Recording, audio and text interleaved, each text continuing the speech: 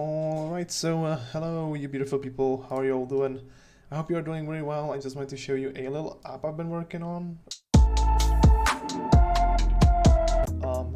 I've been working on this app on stream today, which if you are not following me on Twitch, you definitely should.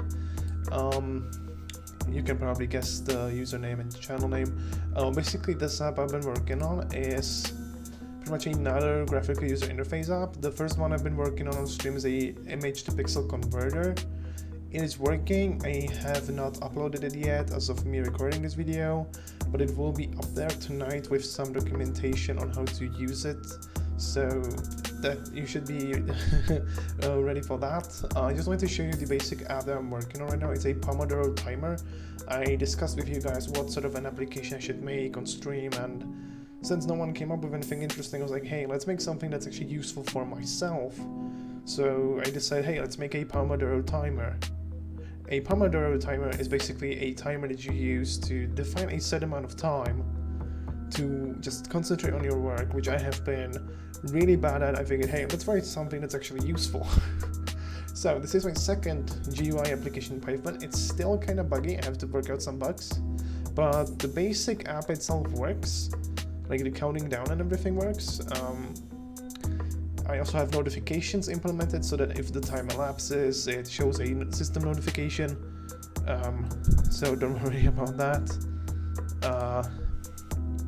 So basically, what we have here is we have this basic code. Basically, these are all the libraries you need to import.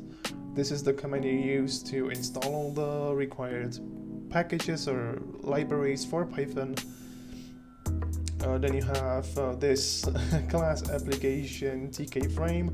This is where the application gets generated, the graphical user interface. I have pretty much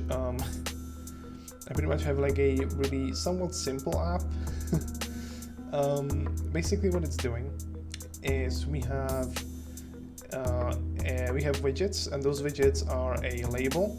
The first label is a text that shows the time. And it has the size of 44 pixels, and I use the Courier font because it looks nice, and it's allocated to the top, so it's at the top of the application. Then we have a button that is called start, and will start the timer function, which is down here, my own version of it. A kind of messy version, but it's working.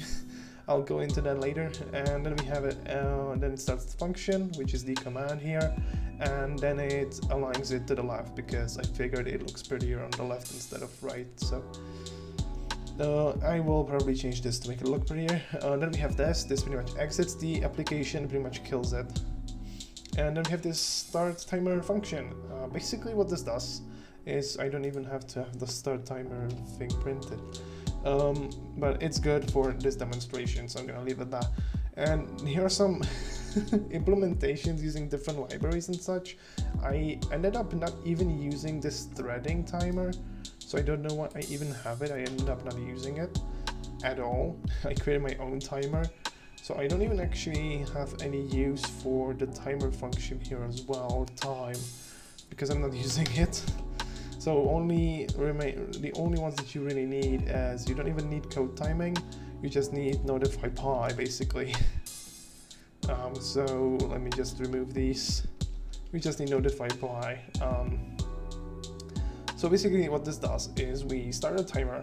We have I actually need it, so I need the time function, damn it. It should be implemented, so I'm just gonna leave those in just in case. So we need the time function. So basically what we have here is we have we set a variable called actTime to activate the timer, and while it's active we have a while loop that runs pretty much continuously. Inside of there we set a timer num, which pretty much says the amount, so we gave it 5 seconds here, and then if it's not equal to 0 it will just continue doing this. Basically what we are doing is we set some variables for time in seconds, time in minutes, with some simple division. Then we wait for 1 second, we decrement the timer, we set the final time and print it out. I was trying to set it as a text, but it doesn't work for some reason. But once it actually reaches 0 after we set it, I still need to figure out the automatic updating of this. So if anyone knows how to automatically update the text, let me know. And once it reaches 0, it will set the AC timer to 1, and it will say, hey, it will change the text to 0, and it will say timer stopped, and then it will set up a notification. The notification will have a title time is up, and the message will be 25 minutes elapsed, go take a rest, and we send the notification. And this is just some basic stuff here to create the window for the app. So if I had F5, bear in mind I have set up my system variables and everything already. And yeah, I never really thought this through, did I? So this is the app. Yeah, I know I'm professional. So this is the, oh god damn it, I hate it when my mouse does this. So this is the application itself. It's a really simple timer. And we have this start and exit button. If you click the exit button, it obviously exits. I will show you this later. And then we have the start button. So what I want you to do is, this might be somewhat difficult for some of you to do, but I want you to watch down here in this section.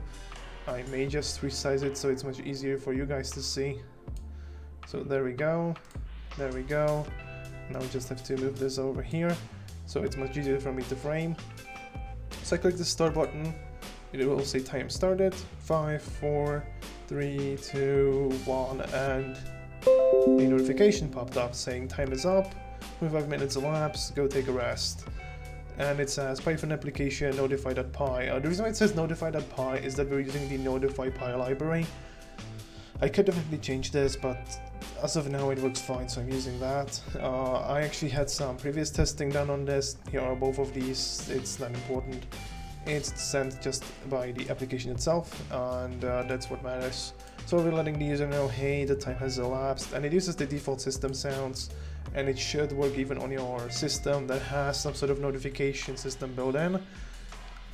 What I'm banking on is I could set a sound.